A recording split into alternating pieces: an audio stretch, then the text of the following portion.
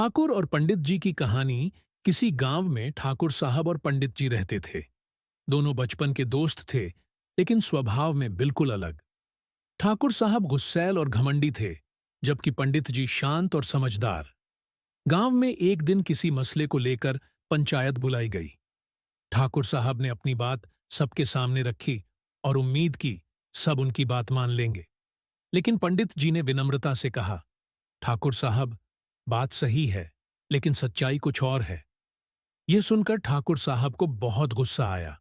उन्होंने पंडित जी को डांट दिया और कहा, तुम्हारी हिम्मत कैसे हुई मेरी बात काटने की? पंडित जी मुस्कुराते हुए बोले, ठाकुर साहब, सच्चाई कहने के लिए हिम्मत नहीं, सच का साथ चाहिए।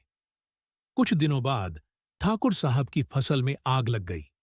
पूरे गांव ने मदद के लिए हाथ बढ़ाया, लेकिन सबसे पहले पंडित जी पहुंचे।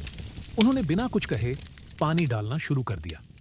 जब आग बुझी तो ठाकुर साहब की आंखों में आंसू आ गए। उन्होंने पंडित जी के पैर पकड़ लिए और कहा, तुमने मेरी बेइज्जती की बात भुलाकर मेरी मदद की।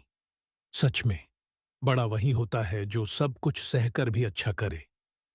इस घटना के बाद ठाकुर साहब ने अपना घमंड छोड़ दिया और दोनों की दोस्ती पहले से भी गहरी हो गई।